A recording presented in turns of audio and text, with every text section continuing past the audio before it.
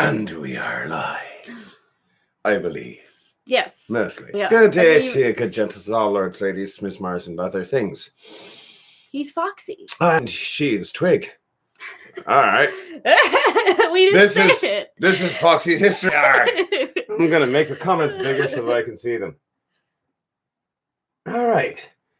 So, Hello. we are on episode 4 of Foxy's what was initially history only hour. going to be one episode. Initially, it was only going to be one episode, and I was a fool to think that it was only going to take one episode. It's going to be at least 4. I advertised that we might get to Jerusalem by the end of the day, but that's a lie I told myself. We'll be lucky if we get to Antioch. Wow, you have no confidence, do you? I have no confidence in me at all. Oh. None at all.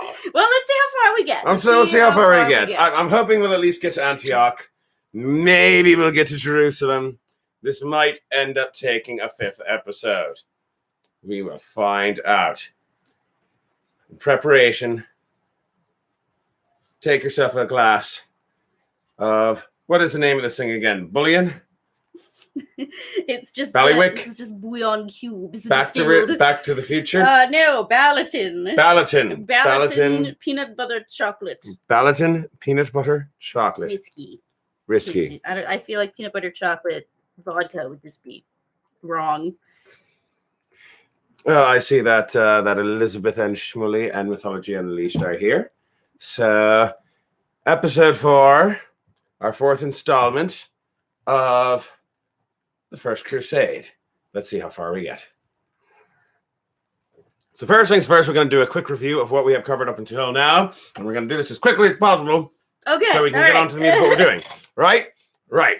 So here are the people that... So first episode 1, we covered the backstory of what's going on. So we've got over here the Byzantine Empire, which is basically the Roman Empire. They are very urban. They are very sophisticated. They've got a lot of baths. And they are ruled by Emperor Alexius I in Constantinople.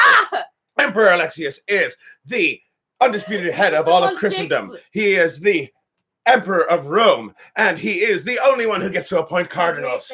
Right. Yeah. Now, over here, we have the rest of Christendom. The rest of Christendom. Now, the rest of Western Christendom is, for the most part, very feudal, which means that it is very localized power. It is also very rural out there, and there's a whole bunch of little feudal lords, but there are a number of feudal lords that you have to be aware of. One of those feudal lords is up here, in what is known as the Holy Roman Empire. Oh my That's gosh. the Holy Roman Emperor. Oh my gosh. He is also the Emperor of Rome. He is also the undisputed head of all of Christendom, and he is also the only one who gets to appoint bishops. Down here in Rome, you've got the Pope, who 50 years earlier, different Pope, Pope Gregory VII, declared the Pope to be the head of all of Christendom. So now we've got our current Pope here in 1096, Pope Urban II. He is also the head of all of Christendom. He is also the Emperor of Rome. He is also the only one who gets to appoint cardinals in Rome.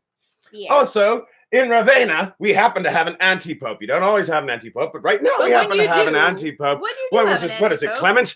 Yes, it was Clement. I remembered that right. Yeah. Pope Clement, who was declared Pope in Ravenna, up here in Italy. He is also the head of all of Christendom, also the Emperor of Rome, and also the only one who gets to appoint cardinals. Meanwhile, on the other side of the world, over here in the Muslim world, we've got a different set of problems going on. Because over in Baghdad, we've got the Abbasid Caliph, who is the heir to Muhammad and the head of all of Islam. He is Sunni Muslim. Over here in Cairo, in Egypt, you've got the Fatimid Caliph. He is also the heir of Islam and the head of all of Muhammad. Other way around, heir to Muhammad, head of all of Islam, and he is Shia Muslim. Over here... In Cordoba, in Spain, you've got the Umayyad Caliph, who is also the heir to Muhammad and also the head of all of Islam, and he is Sunni Muslim. And over here, you have Kilij Arslan. Oh my gosh, we have a picture for him. Yes, because he has a cool feather. Kilij Arslan is not Arab. All these other guys are Arab.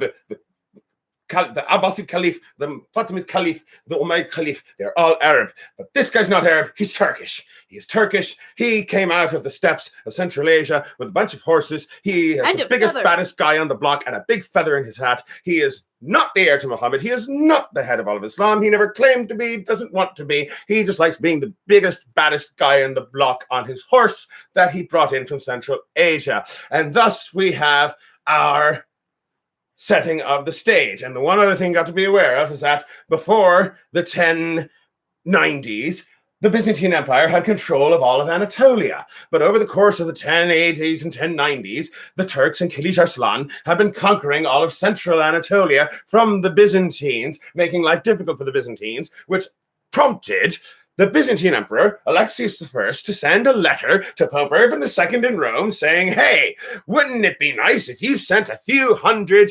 Christian knights to come help me in my problem? But the Pope in Rome says, I've got a better idea. Because first of all, because the Pope is not actually in Rome, he is in France. Yeah, I can't reach that far. Check the notes. Here. Yes, it is France. I was right. He is up in France. And he's over he is up in France, like in Clermont, France. Is it he is here? up in Here? Constantinople, right there we go. Yes. So he is up in Clermont, France. He is not in Rome. Usually he's in Rome, but he's not in Rome right now. Why? Because the Holy Roman Emperor and the anti-pope have kicked him out of Rome. The anti-pope! The anti-pope! The anti-pope. So the anti-pope is now in Rome. And he has kicked Clement into... So he has... It doesn't help that the guy's name is Clement and the place's name is Clermont. Clement has kicked Urban out of the urban center of Rome and into the rural area of France to Clermont. Out of the urban! No! And it is in Clermont that Pope Urban II gets the letter from Emperor Alexius saying, please help send some knights. And Urban II says, I've got a better idea. Deus Vult, God wills it. I'm going to declare a crusade. What is a crusade, you might ask? Nobody knew because it had never been done before. And so says Pope Urban II, well, I'll tell you, a crusade is like a pilgrimage. You know, a pilgrimage where you go off somewhere and you say some prayers and then you get some relics. Well, this is just like that, except you kill people along the way.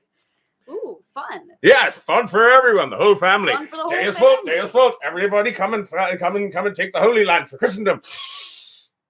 Bishop Adhemar. Wow, I did. Here Adhemar Senpai, who happens to be there. Bishop Adhemar gets up and he says, I will lead the crusade into the Holy Land. And that was episode 1. Wow. Well, we've wasted 7 minutes so far. You got to get this through. You got to get this out. Otherwise, nothing will make sense. Episode 2. Are you ready for episode 2? I'm ready. All right. Episode 2. The Pope declares a crusade. And here's the thing. Normal knights, normal nobility know that what you're supposed to do at this point is to make your oath, say I'm going to go on crusade, and then you prepare for like a year or so and get ready to go on crusade. But there are some people who've decided that they don't want to do that. They don't want to wait. So first of all, you've got Walter Sansevoir, which we never made a picture for him, right? No, we didn't make one. All right. So Walter Sansevoir, he starts over up here. Yep. No. Yes. Up. That's a drum. Walter Sansevoir, he starts up here, up in northern France. He makes his way across Europe, goes through Hungary, pillages Hungary along the way so until he gets... What? Sorry, it's flippity-floopity. Right.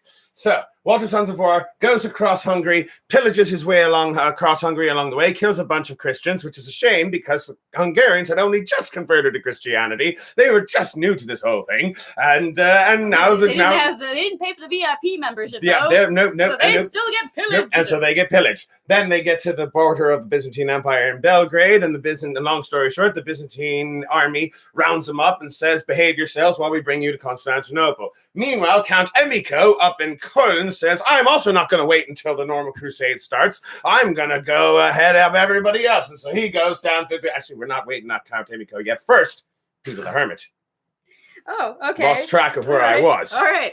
Well, we do have a sign for this guy. You can tell I wasn't expecting to make a stick out of it. So, Walter Sansevoir marches across Europe, pillages Hungary along the way, eventually gets to Belgrade and gets escorted to Constantinople by the Byzantine army. Peter the Hermit starts in Clermont, France, manages to get a bunch of peasants to follow him. They march across Europe, pillage their way across Hungary, get to the border in Belgrade, and then the Byzantine army escorts them across the rest of the Balkans into Constantinople.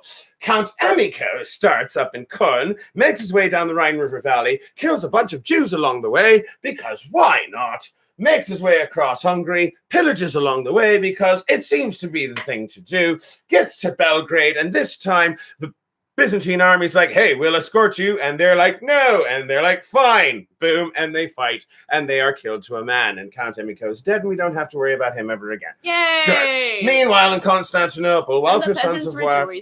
Yay! They probably actually did. Meanwhile, Walter Sansevoir and Peter the Hermit are in Constantinople, where Emperor Alexius says to them, please get here's Peter the Hermit. So he's over in Constantinople, and Emperor Alexius says to Peter the Hermit, I really wish that you would stick around until the real knights showed up, and then you don't have to get yourself slaughtered. And Peter the Hermit said, no, thank you, I'd rather get myself slaughtered. And so Alexius says, well, if you're going to get yourself slaughtered, get on a boat and go do it on the other side of the Dardanelles where I don't have to worry about it. So they get on boats, go across the Dardanelles, and then Peter the Hermit and Walter Sansevoir and all of the peasants that followed them there get slaughtered by the Turks. It's a bit more long. Kilij Arslan comes along and just slaughters them. Peter the Hermit survives. Oh, never mind. But everybody else dies.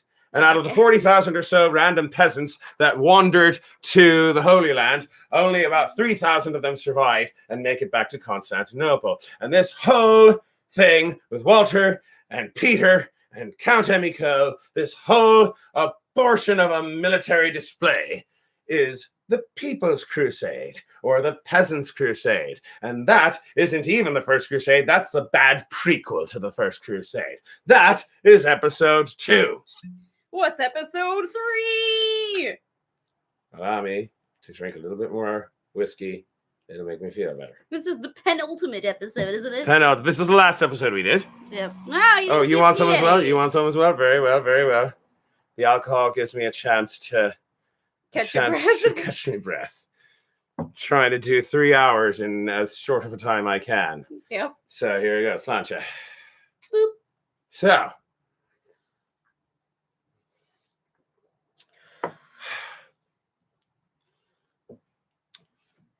The real crusade. So it's about a year after Pope Urban. Where's Pope Urban again? No, Pope. There he is. You put him down. No, that's Adamar. There's Urban. Here's Urban. Right there. So Pope Urban. Remember Pope Urban up in Claremont? Right, there we go. He declares Deus Vult. Bishop Adamar comes along and says, I will lead the crusade to glory. It's going to be great. It's going to be wonderful. So a year later, the real knights have had a chance to get ready, and now they are on their way to crusade. First, we've got Godfrey de Bouillon and his brother Baldwin. Have we got Godfrey de Bouillon? Here's Godfrey de Bouillon and his brother Baldwin. I know I have Baldwin here somewhere. He's hiding. I tells you. No, there we go.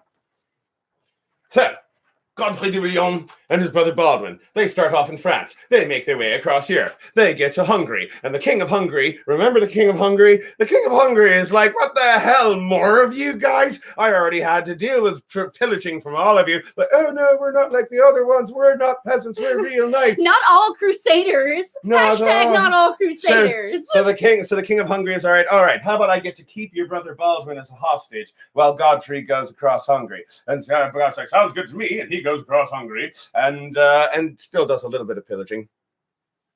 But it was only a tiny bit. Oh, the tiniest bit of pillaging. Pious fellow. And Baldwin's like, oh, look, he only did a tiny bit of pillaging. It's all right. And King of Hungary's like, fine. And so he goes, and they go to Constantinople. And Alexius, where's Alexius? He's right here. Here, I got him. And Alexius is like, all right, are you going to wait here till the other knights get here? And they're like, of course, we're professional knights. We're not stupid peasants. We're going to wait. And so they wait. All right. Oh, okay. Wow. They actually did the thing they said they were going to do. Yes, they did. They did indeed. Then you got Bohemond. Here we go. Bohemond. Sexy Bohemond. Sexy Bohemond. Side note, Godfrey de Bouillon and Baldwin. He's so sexy, he's falling off of his stick. Remember how there was an anti-pope in Ravenna that kicked the real pope out of Rome? Well, these two guys kind of helped the Holy Roman Emperor to do that. So they're kind of on the Pope's shit list. But we're not going to let that get in the way of good crusade. Bohemond, he is over in Naples. Oh, Naples. Right. So he starts over in Naples. He is a Norman. He is sexy. Look at how sexy he is. He is a sexy. I made him very sexy. He is a sexy Norman who has been the glory of Bohemond the sexy. He has a sexy man who has been conquering his whole life. He conquered Naples. Now he is king in Naples, and now he's going to go on crusade. And so he goes over, so takes his boat over to the Balkans and starts marching across the Balkans. Side note: a few years earlier, he had pillaged this area of the Balkans just for shits and giggles. Just cause. So now he's getting his frequent pillager miles in as he makes his way across the Balkans and pillages and gets to Constantinople and says, "Hey, I'm here." And Emperor Alexius, where's Alexius? There he is. Emperor Alexius is like, "Oh my God, you pillaged part of my empire on the way here." He's like, "Yeah, but I'm a crusader and I'm here to help now." He's like, "Well, are you going to stay here and wait for the other knights?" Like, "Yeah, I guess. Fine. All right." So now those wacky crusaders. Those wacky crusaders, indeed. Then we have Raymond de Toulouse. Oh, I just saw him. There he is. Also a big dude. Yes, he's actually not that big. That was just your artistic license. Well, I feel like this is an accurate portrayal. Fair enough.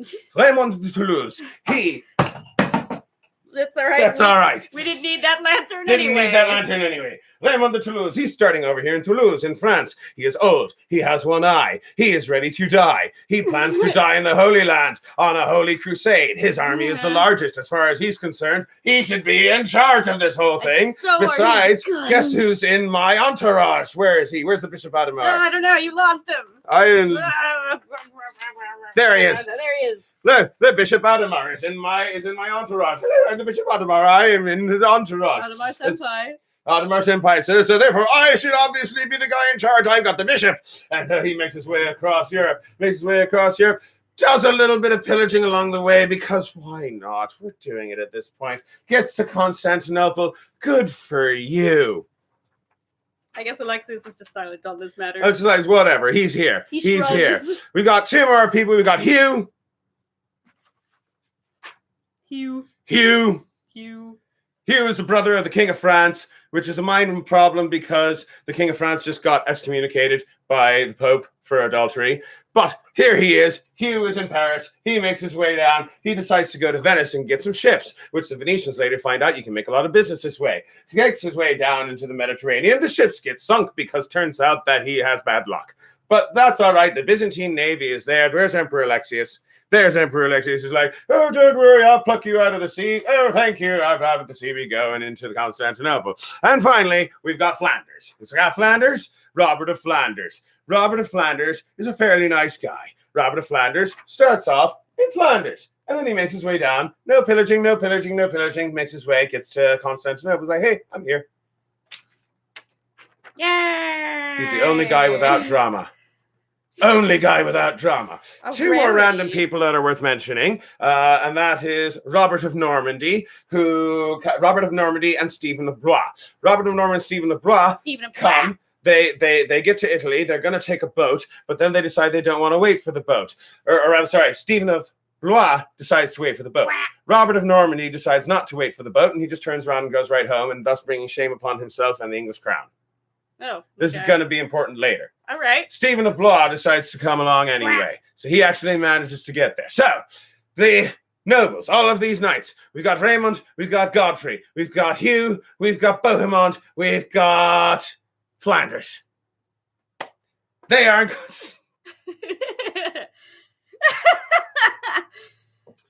They are in Constantinople.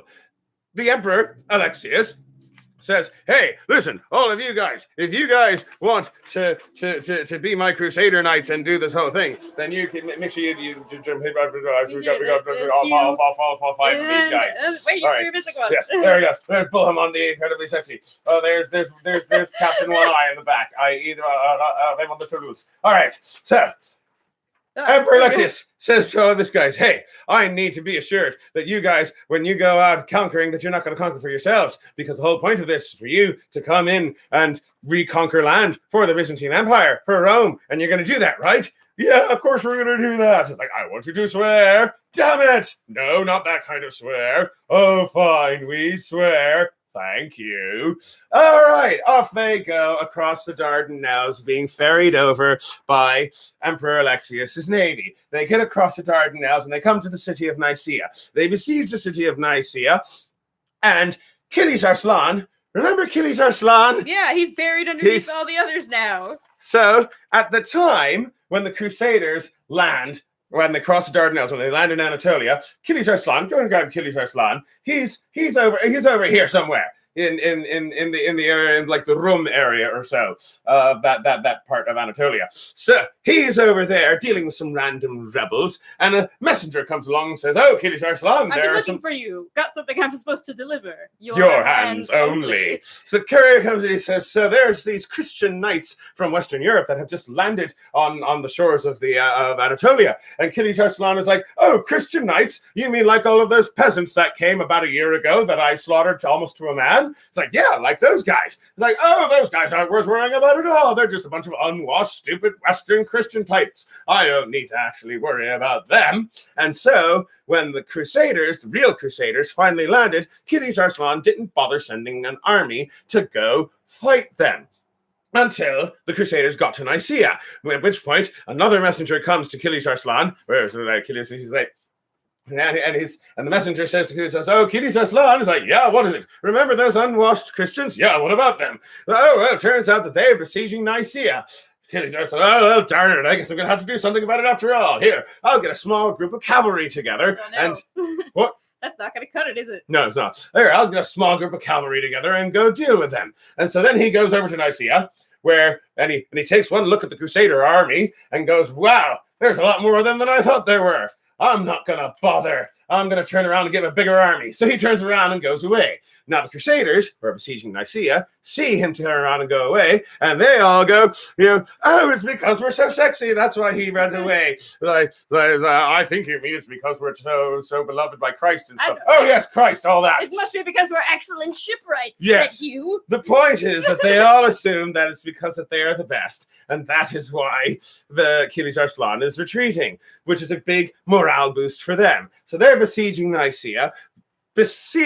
Nicaea sits on the lake Ascania. Alas, the besiegers are unable to besiege on the side where the lake is. What? They're besieging the sea? Well, they can't because they don't have boats, you see. You! They don't have, you lost all his boats in the Mediterranean, remember?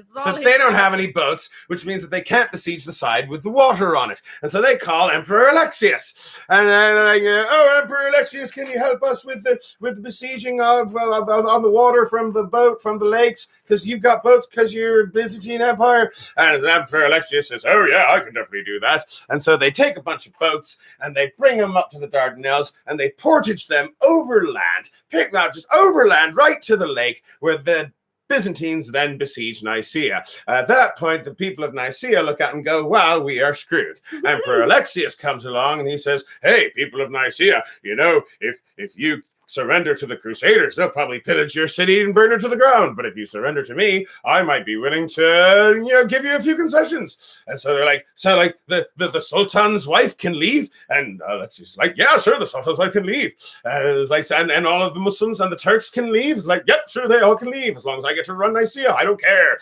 And so, in the middle of the night, the Byzantine soldiers leave the boats, go into Nicaea, and take the city of Nicaea for the Byzantine Empire. The Crusaders wake up the next morning and like, "Why are there Byzantine banners up on the walls of Nicaea? What the heck happened? Oh, they surrendered to the Byzantines, those treacherous Byzantines. We were gonna pillage them, and now we don't get to pillage Nicaea. Damn you for not letting us pillage." And the Emperor Alexius is like, "I'll give you food." And then the Crusaders like, "Oh, fine, but we're not happy." And that was the end of episode 3. I've also ended arguments with food before. So, I managed to compress 3 hours of my life into 20 minutes. Yeah. Now we get to go on to episode 4, where we just might make it somewhere. You've got 35 minutes. About 40 minutes. About 40 minutes. That's math. About, I see that Corkrag is here, by the way. Hello. As is Hannah. It is good to see both of you. I'm sorry I did not acknowledge you earlier, but I didn't want to lose momentum. And now I'm just going to have a drink. Of water.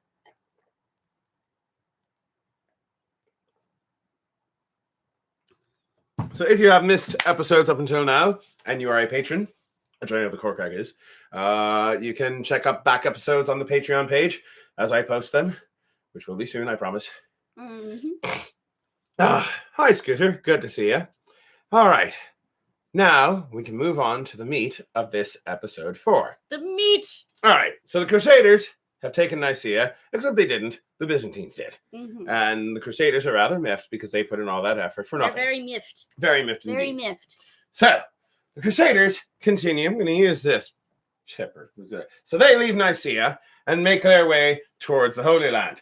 And they get to the city of Dorylaeum, which is right about there. So there's Nicaea, there's Dorylaeum, right? Okay. Right. All right. So they get to Dorylaeum. And when they get to Dorylaeum, part of the army gets separated off from the rest of the army. Most specifically, where is he? Where is?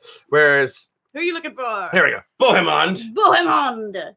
The sexy. Oh, you want me to take him? Okay. Yes. So Bohemond manages to get separated from the army, right? So he managed to get separated from the rest of the army. Kilij Arslan, here, I'll be Bohemond, you be Kilij Arslan. So Kilij Arslan comes riding down from the mountain and he's like, ooh, Bohemond got separated from the rest of the military. I guess this is my chance. And so he starts attacking with his cavalry.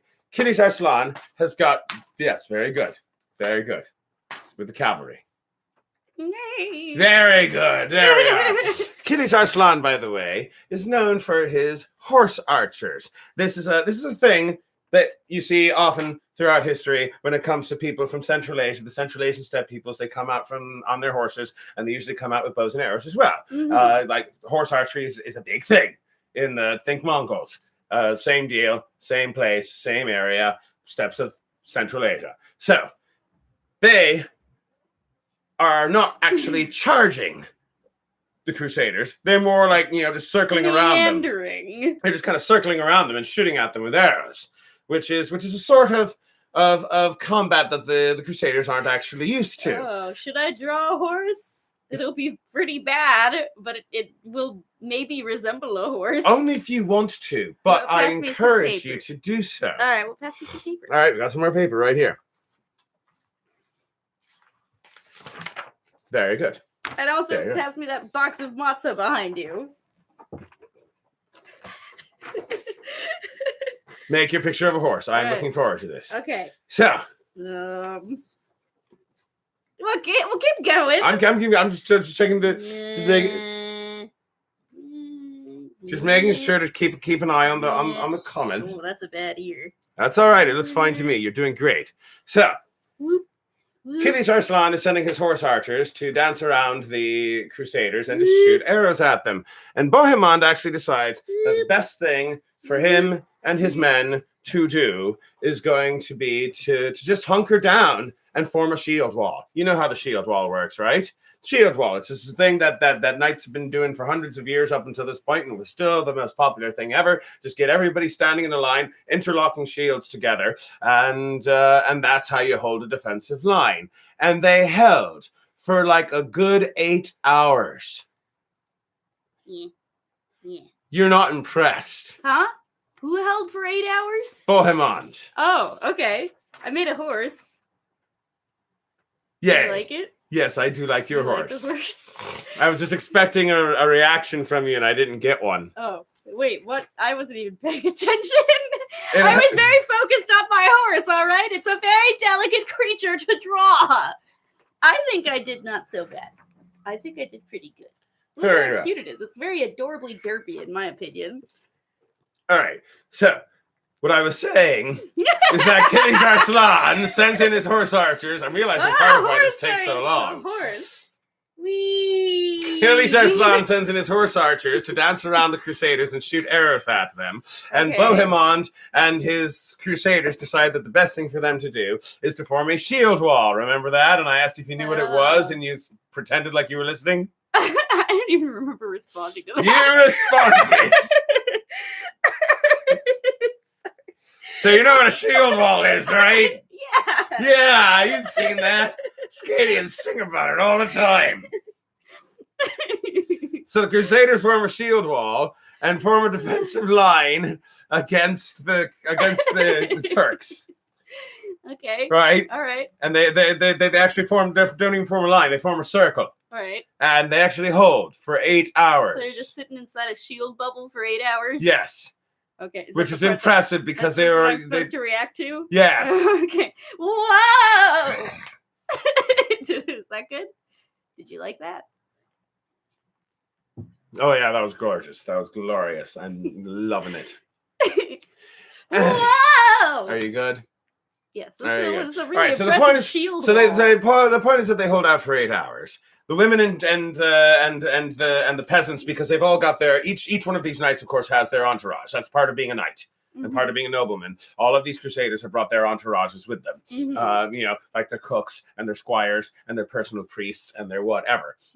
So all of the peasants, all of the entourage is huddled in the middle of this circle to be protected from the archers by the shield wall. And people are dropping, but they're holding for 8 hours. And the priests in the middle, by the way, very early on into this, they decide that they are going to go on a sing-along quest. Really? Yeah, basically they decide that they're going to start singing hymns. Oh. And they decide that they are going to sing hymns for like 8 hours straight. Bringing in the sheaves. Not that one, though. Bringing in the sheaves. They weren't singing in English. Our Lord right. Jesus is bringing in the sheaves. Apparently their goal was to get the goal Turks to bring in the sheaves. To surrender. It's like, just make them stop singing. Just give them the sheaves already. It didn't quite work that way. But eventually, the point is, after 8 hours, the person is like, "What is a sheave?" The point is, after 8 hours of holding out, along comes Raymond de Toulouse at the head of the rest of the army to bring in reinforcements and to relieve the embattled and besieged crusaders under Bohemond, and they managed to rally, and even Adhemar, the Bishop Adhemar. Remember the Bishop Adhemar? He's also leading a group of like Raymond de Toulouse is riding out with his knights, and there's Adhemar going, "I'm riding too on my horse with a few knights too," and it's oh wait, you can put him on the horse. I can put him on the horse. Yay! Why not? I made it. It's facing the wrong way, but. Yay! We don't have a stick on this one yet. Oh well, I guess. So the whole point is, all right. So bottom line is when the reinforcements show up, that is when Kilij Arslan retreats. Right? He retreats. I don't even know where he went because he retreated already. He already there he is. You can tell because he's the one with the feather. Make him retreat. All right, good. He's retreating. Off he goes into Russia. Off he goes. Well, he didn't go that far. He's still got the rest of Anatolia. Visual. Right, fair enough. So the whole point of going into the details that I've been going into, the whole point of those details, about the fact that they held out for so long, and the priests were singing, and then the reinforcements came at the last minute with the bishop riding on the horse, and Bohemond riding out amongst the men and going, "Fight, men! With God's help, we shall all end this day rich." He said that. Oh. Because, pillaging the... Because he wants money? Yes. Okay. That is really Bohemond's whole end game for this thing. He wants money. He just wants... Raymond de Toulouse, he wants God and Jesus, and he wants to die. Okay. Bohemond wants money. Bohemond wants money. He wants boats. No, he actually... He wants to... No, that's my headcanon. He wants boats. Fine, he wants boats. What does Flanders want? Friendship? What is a sheave? Are we talking about a sheaf? No, we're talking about... bringing in the sheaves, that kind of sheaves. A sheaf is a bundle of wheat. Oh, well, there you go. Apparently so a sheaf is a bundle of wheat, and the sheaves are plural. You're bringing in it's... They're looking at all these crusaders, and they're like, so when what do we do to get rid of all these crusaders? And they're like, throw the wheat! That's not even an alcoholic. All right, beverage. so just in case you want to know what the sheaf hold is, random tangent. That particular hymn, bringing in the sheaves, that is a line. Classic. That is a line from the Book of Psalms. Oh, it is? Yes, there's a line from the Book of Psalms, really? Which we shall go up rejoicing, bringing in the sheaves. And in the original context of the psalm, by the way. The psalm is talking about the when the Jews returned to the land of Israel from Babylon under Cyrus the Great, right? So the imagery is you bring in the sheaves during harvest time, right? And the Jews were like, oh, we're returning to the land of Israel. It's like we will go up rejoicing, bringing in the sheaves because it's the harvest, because we get to go back to home, kind of thing. And then the Christians misunderstood the whole thing and made it into a hymn. And there you go. There's your sheave discourse. There's your sheave discourse right there. Giving you the 411 on sheaves. Shavuot is a different thing. You know what Shavuot is. I don't need to explain that to you. Anyway. More like sheavuot. The point. What is it? All right, let me get back to the point that I was. Hilarious. That was a weird tangent. Let's get off that tangent. Get back to the point. And the point is, the reason why I'm going into all these ridiculous details when it comes to the Battle of Dorylaeum is because this was a huge morale boost for the Crusaders. Because you gotta understand that a lot of these people, like Bohemon's in this for the money, but most of these people are in it for God, theoretically. They think that they are on a godly mission. And so when you got a bunch of people who managed to hold out for 8 hours, while there's a bunch of priests chanting and behind them, and then the reinforcements come at the last minute. Oh, there's something there. It's dramatic. You know what I mean? And it was dramatic at the time. And they saw it as being very dramatic. And it's a sort of thing that reinforced their already existing beliefs. Because this is a thing that happens. I'm trying to make a deep point here. I'm providing dramatic music for you. This is a deep point. Okay. The point is that a lot of times if you go into a thing with preconceived notions, then things that happen along the way will reinforce that for you psychologically and convince you that you're doing the right thing, regardless of whether or not you actually are. This is a life lesson. Life lessons with the Foxy Bar. What? There's more comments about sheaves. Enough about the crusade. More sheaves. More sheaves. A bad 40K story? I don't even know what a 40K story is. At any rate. So, Battle of Dorylaeum. Where's my pointer? Here's my pointer. So, Nicaea, Dorylaeum. They make their way on to Iconium, where they rest and relax, and then they make their way to Heraclea. From there, they have to split. Well, they don't have to split, but they decide to split the party. Lesson in life, by the way, don't split the party. Don't split the party. Because basically, part of the group wants to go south along the coast, whereas the other part wants to go more inland because that route is a bit safer and doesn't involve as many mountains and will probably involve fewer people dying from exposure. Because here's the thing about mountains, like the Turks are trying to kill you, but so are the mountains. Mountains are trying to kill you too. So most of the army decides that they are going to go inland and go the long way around, which is a safer route. But there are two people, along with their knights and their entourages and their respective armies, who decide, amounting, by the way, to about 2,500 people all in all. Mm-hmm. They decide they're going to go the short way down the coast and do a little pillaging along the way. Those two people, by the way, are Baldwin. You remember Baldwin? Baldwin, he's back. He's also at the bottom of the He's also at the bottom. Where'd Baldwin go? I don't know. Well, there's his brother. There's Godfrey de Bouillon. Godfrey de Bouillon. Oh, no, he's falling off of his stick. There's Hugh. He's fastened him up good. There's Peter the Hermit. There's Baldwin. There's Baldwin. So Baldwin, the brother of Godfrey goes with the rest of the army like a normal person. So Godfrey goes off with the rest of the army like a normal person, and Baldwin decides to take the short route along with Tancred. You haven't made a picture for Tancred yet. You didn't even mention him yet. I haven't mentioned him yet. No, you didn't. I did not. I should mention Tancred. Go ahead and make a picture of Tancred. Our boy Tancred, whoever he is. He is. Apparently he hasn't been relevant. He's Bohemon's nephew.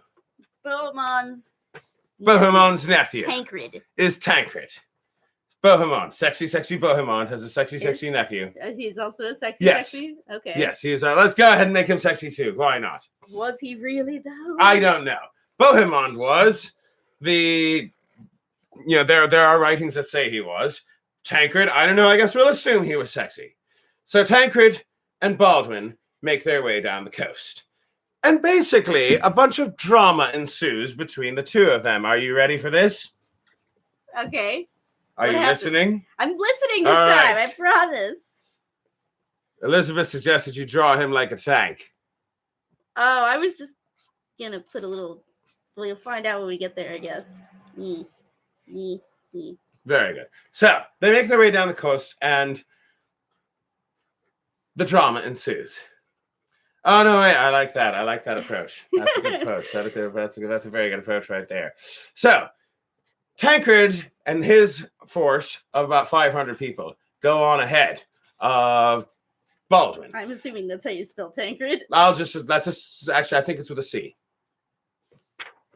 Yeah. Yeah.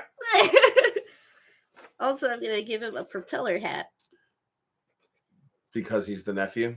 Yes. Okay. That is gorgeous. Yay! All right, so Tancred and his men go on ahead of Baldwin, and they get to the city of Tarsus, and they decide that they want to besiege the city of Tarsus. But then Tancred realizes, bring Tancred back up. Yeah, okay. Then Tancred realizes, oh dear, I'm not going to be able to besiege this city all by myself. I'd better go ask Bohemond for help. And so he sends a messenger up to go find Uncle Bohemond to send him... Why is my alarm going off right now? Why did you set an alarm for? I have no idea. For 8:42. 8:48. Don't know why I set an alarm for 8:42. Right in the middle of your show. Professionals. I'm very professional. All right. So Tancred decides I'm going to send a messenger back to Uncle Bohemond and ask him for a little bit of help. And so he sends off the messenger. But after the messenger leaves, that's when Tancred realizes, wait, I've got a better idea. And he proceeds to lay siege to Tarsus with his tiny little force. And then he sends a messenger up to the Turks up in Tarsus. And he says, guess what? I've got a whole big army behind me. I'm just the front guy. I'm just the prequel. The big army's behind me, and they're gonna kick your ass. And you know what? He rolls a nat 20 on his bluff check. Hooray! Because in the middle of the night, most of the Turks end up leaving. They just abandon the city completely and go off and hide in the hills. Don't worry about the drum for now. Just leave it there. Why? If it's on the floor, it can't fall anymore. Anyway, you know what? If it had been an ice cream truck, you wouldn't have been wrong. I also thought it was an ice cream truck. There are 3 in the morning ice cream trucks in this city. I didn't say anything about it. Exactly. Anyway, so in the middle of the night, the Turks go off and they hide in the hills, most of them anyway. And the next morning, the remaining Turks wake up and they realize that most of their defenses are gone because they fled off into the hills. It's not going to survive the weekend. No, it's not. And so the remaining Turks surrender to Tarsus. Surrender to Tancred, rather. They're in Tarsus. The rest of the Turks in Tarsus surrender to Tancred. Hooray! There we go. go. In Tarsus. Surrender to Tancred. Surrender to Tancred. Tarsus takes the city without losing a man. And then Baldwin comes along. Remember Baldwin? Baldwin. There he is. So there's Tancred. Yep. And Tancred's up on the walls of the city. He's like, hey, I just took Tarsus. And Baldwin's like, wow, that's amazing. I want it. But I want it. And Tancred's like, but I have the city. And Baldwin's like, but I have 3,000 men. And so then Baldwin takes the city without losing a man because Tancred just surrenders it to him. Which Tancred's rather miffed about this. And he decides to continue down the road. And he conquers another city further down the road. But in the meantime, Baldwin is back in Tarsus. And remember those guys from Bohemond? That are showing up? That's not going to happen? So, yeah, they show up. Not many of them. It's not like Bohemond sent his whole force. He sent like a couple hundred extra knights just to help out. But the couple hundred extra knights get to Tarsus. And they're like, hey, can we come in? And Baldwin's like, no. Why not? Because it's his city now, and he gets to do what he wants. So as a result, those couple hundred knights have to end up spending the night outside in the field somewhere. And remember those Turks that have fled off into the hills? Oh no. They're still in the hills. Oh no. So they come and they slaughter all of those knights down to a man. Oh no. Now here's the thing. Baldwin's army, they are so pissed off that Baldwin just let a bunch of crusaders die. Yeah. That they mutiny. For no reason. For no reason, they mutiny. The majority of his army mutinies. And Baldwin ends up just locking himself in a room until they calm down. And then later he escapes from the city in the middle of the night, along with like a handful of his most loyal men. And then he makes his way down to the next city down the road, which Tancred has taken over. Don't worry, he'll get his comeuppance.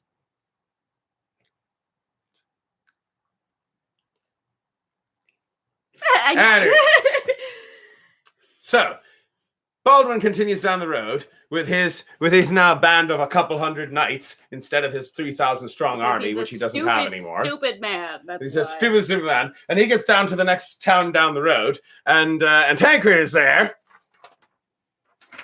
And Tancred has just conquered that city, and he's up on the walls. And Baldwin's like, "Hey, can I come in?" No. But. Yeah. All right, there we go. So now it's Tancred's turn to say no. And at this point, by the way, in all of this hullabaloo, did I mention that Baldwin's wife dies? No, not Baldwin's wife. Yeah, I know. Did I mention he had a wife? His wife has apparently been here the whole time. The wife has been with him the whole time. The wife she's part of the entourage. She's part of the retinue. Part of the retinue. She's been in the background the whole time. But now she's dead. That is at this point or so that she is. Is there any... See, this is part of why Baldwin is so eager to take cities at this point. Why he was so eager to take Tarsus for all himself and his lonesome. To please his wife? No, because his wife is dead and she had all the money. Oh. So she died and all the money. I don't think I should have assumed that guy was a good husband. No, don't be silly. So she thought this guy might not be the most savory of characters. Well, I know. So she dies, and all of her money goes back to her family. And this is part of why Baldwin is so eager to try to conquer a city. He wants money. He wants money. Mm-hmm. He needs money. Mm-hmm. He needs money bad. And so he tried taking Tarsus, and then the other stuff happened. Locked himself in the room. Now here's Baldwin, alone in the world, by himself. Tancred's up in the city. Rest of the army's somewhere else. What does he do? And he is there with his couple hundred knights. So he's like, well, nothing to lose. Off he goes into the middle of nowhere. And he goes to Edessa, which is out here or so. More or less is where Edessa is. So you notice here's most of the army. Here's Tancred. Here's Jerusalem. There's Edessa. Right? Uh-huh. Right. So he goes off to Edessa. Now, you might ask why he goes off to Edessa. Why does he go off to Edessa? So remember how I said that in the Muslim world, you got the Abbasid Caliph in Baghdad, you got the Fatimid Caliph in Cairo, you got the Umayyad Caliph in Cordoba, who's irrelevant at the moment, and you've got Kilis Arslan. So, in the midst of all this, you've also got a few little city-states here and there. Just like random city-states. There's a lot of little city-states that are just offering their allegiance nominally to one of these big guys. And one of those cities is Edessa. And here's the thing about Edessa. Edessa is Christian. Oh. Edessa is a Christian city. Eastern Orthodox Christians. Mm-hmm. Eastern Orthodox. And Hilaria Baldwin. I'm not sure who Hilaria Baldwin is, but I'm willing to learn. that is/was Alec Baldwin's wife. I think. Wrong Baldwin. It might be. Anyway, so Edessa is a Christian city, Eastern Orthodox Christian. Edessa is ruled by a king, the king of Edessa, is an old man. Oh, frail Christian man. If only he with had no a son. children. No children to call his own. And Baldwin comes over to Edessa, to the city of Edessa. He's like, hello, I am a lonely Christian knight with a small retinue of other Christian knights. Would not this Christian city be willing to let this Christian knight in? And not only do they do that, they let also him in. Adopt him. Oh, yes, they do. The old king says, come in and stay with me. And the young Christian Baldwin says, oh, good Christian king, wouldn't you like a young Christian knight as a son to leave everything to, seeing as how you have no son and heir? And the old king says, why, yes, I would love a good Christian son, a young, strapping young knight of a Christian son to leave my fortune to. I shall adopt you as my son and heir. And wouldn't you know it, after he gets done signing the paperwork, he mysteriously dies. Wow. Baldwin's men killed him in the middle of the night. Oh my gosh. And then basically Baldwin goes up like, it is very sad that the old king has died so suddenly, so unexpectedly. Oh, how sad. Well, he ain't getting any better. You know, to be fair, I think there's only been one woman so far in this history hour. So I don't know. Did you bring up are there any other women in this story? Well, in a future episode, we will actually address that issue. Okay. Because, and this is a bigger issue, which we're going to have to do a whole episode just on this. Because the fact of the matter is that if we're talking big person history, which when we're dealing with the Crusades, we are dealing with big person history. There aren't very many women in big person history. If we're talking little person history, there's plenty of women. Like half the people in little person history are women. It's but when it comes to like most history gets recorded by men. Well, it's not even just that most history gets recorded by men. It's just that throughout most of history, women have been barred from big person roles. Yeah. So, and yeah, women does get written by history. History does get written by men. That was the word that I was looking for. So yeah, history does get written by men. But more importantly than that, it's that women are being barred from positions of power. So if big person history is being written, well, there aren't very many big persons who are women, alas, in the story, because they weren't allowed to be big people, unfortunately. And I do need to do like a whole episode on that at some point. Yeah, why not? That would be a good idea. But apparently there's been at least 2 women. There have been at least 2 women? I don't remember the other one. I don't remember the other one either. But apparently, well, that just goes to there we go. Just goes to show you.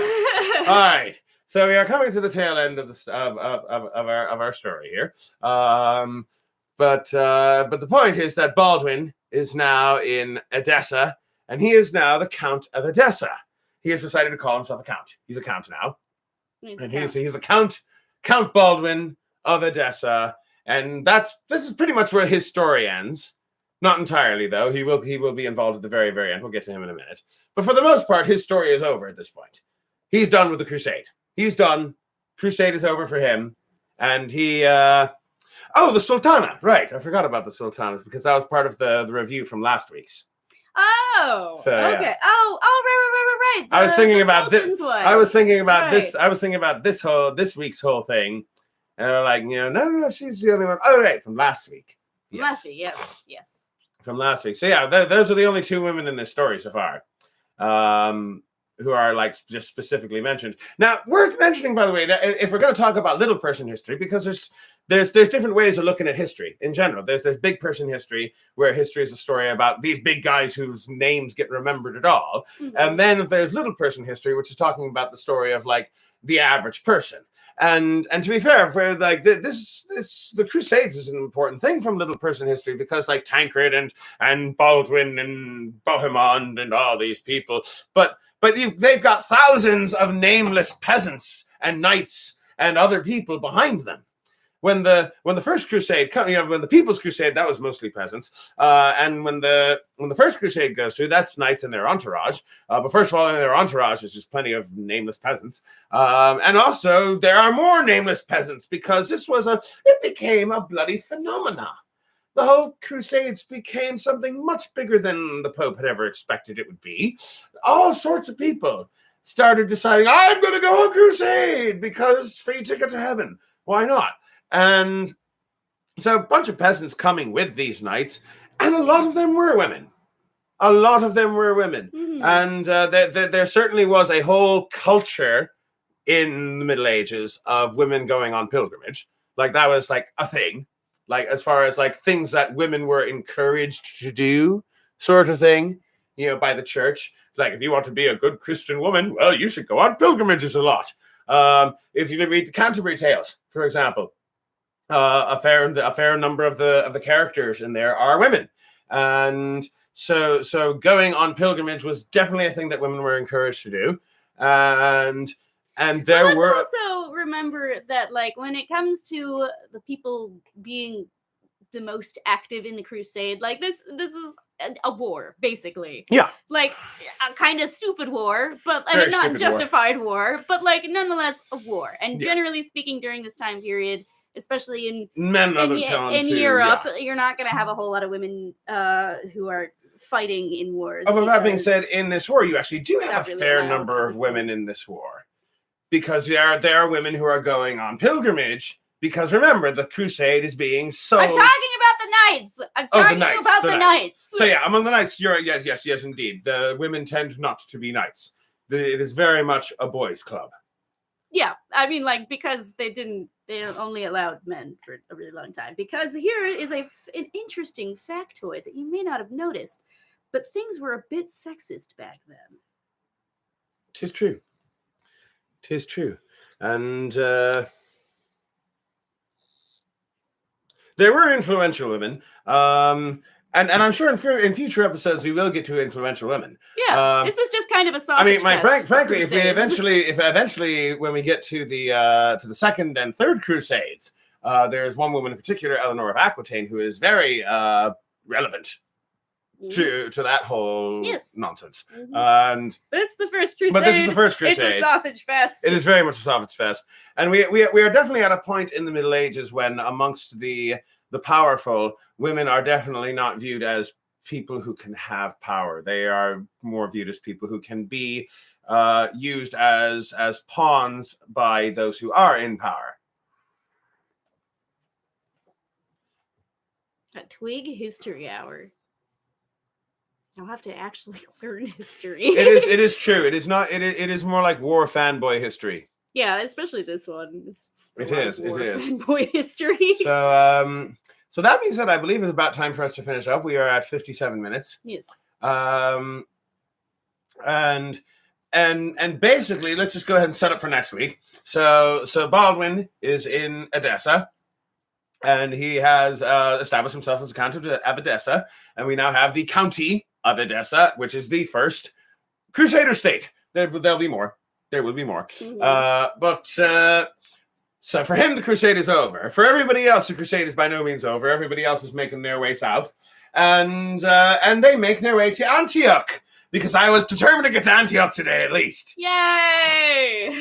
So we're going to get to Antioch, and basically they arrive in Antioch, and they besiege the city of Antioch. And they set in for what is going to be a long siege. This siege is going to take a few months. It will last through the winter, and it will not end until spring.